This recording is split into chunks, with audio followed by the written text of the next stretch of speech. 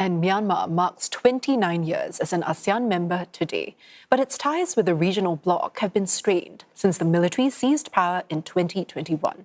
Our Myanmar and ASEAN correspondent Leong Wai Kit looks at how that relationship has evolved and what both sides are doing to move the process forward. This has always been warmly described as ASEAN's family photo. But for the last 6 years, one family member has been left out of the picture. After Myanmar seized power in a coup in 2021, ASEAN decided not to include leader Min Aung Hlaing or his foreign minister to high-level meetings until there was meaningful progress on the ASEAN 5-point consensus. But engagement was never completely cut off. Myanmar has continued to be represented at ASEAN meetings by non-political officials. On 12 July, Thailand facilitated an in-person meeting involving ASEAN foreign ministers, including Myanmar's foreign minister.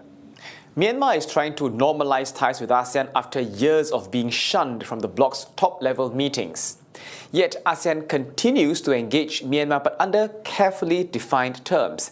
In many ways, today's situation echoes events nearly 30 years ago.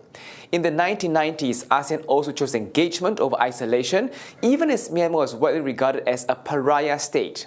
Now that followed Myanmar's military crackdown on the 1988 pro-democracy uprising, during which a young Aung San Suu Kyi emerged as one of the country's most prominent leaders. Now, back then, ASEAN pursued what it called constructive engagement. Myanmar eventually joined the bloc in 1997. In the years that followed, Myanmar embarked on a series of political reform. Myanmar ushered in a quasi-civilian government led by former General Thein Sein in 2011.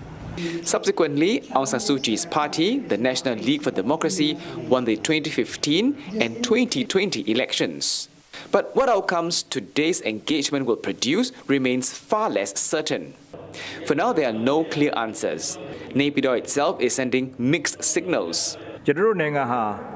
ASEAN ဖွဲ့ဝင်နိုင်ငံဖြစ်တဲ့အတွက်အာဆီယံနဲ့ပုံမှန်ဆက်ဆံရေးပြန်လည်ရရှိအောင်ကြိုးစားဆောင်ရွက်သွားပါမယ် On the one hand, Myanmar appears to be determined to mend ties with ASEAN. So one of the first challenges, foreign policy challenges of the new governments will be normalization with ASEAN, of course. And so why wasn't it done? You see, foreign policy especially, and that's a big challenge too. What he should have done was to have, even before the elections, what they would do with ASEAN. Those kind of policy documents have to be prepared by a trained professional staff. That said, Myanmar has prepared to challenge the ASEAN 5-point consensus. Its parliament recently passed a motion calling for the peace plan to be rejected. Lawmakers argue that ASEAN has failed to acknowledge the country's reform efforts and that the consensus no longer reflects Myanmar's political landscape. This is the time to implement and to, to put pressure more or operationalizing of the ASEAN 5-point consensus.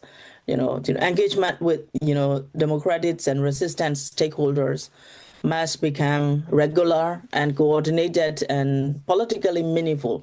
As ASEAN continues engaging Myanmar under these circumstances, critics worry that meetings could be interpreted as lending legitimacy to Myanmar's new government. Some countries have another position, which is engagement without recognition. And this is a term that the Malaysian foreign minister has used. They want to build some bridges of communication with the new government, but yet at the same time there's a problem of according formal recognition. Analysts say Myanmar is likely to portray such engagements as diplomatic progress. From Myanmar's point of view, there is no difference. Engagement is engagement. And once the new light of Myanmar can publicize that a foreign minister has been here as visit, that is already recognition, right? In the layman. The layman is not going to look into the finer terms of how you engage. I suppose on a very macro perspective, it is the signal that the other countries are willing to cooperate with Myanmar, and for the investors, without looking into the details, right, they will see that, maybe Myanmar is prepared to transition to a more normal, a path of normalcy, as opposed to what has happened in the last 5 years. Nearly 30 years after ASEAN first embraced constructive engagement, Myanmar and the regional bloc once again find themselves at a crossroads.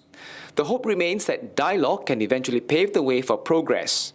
Analysts like Kin Zaw-win say responsibility now rests with Myanmar's current generation of leaders to chart a path forward. One that can not only repair ties with ASEAN, but more importantly, begin the country's long process of national reconciliation. Leong Wai Kit, CNA.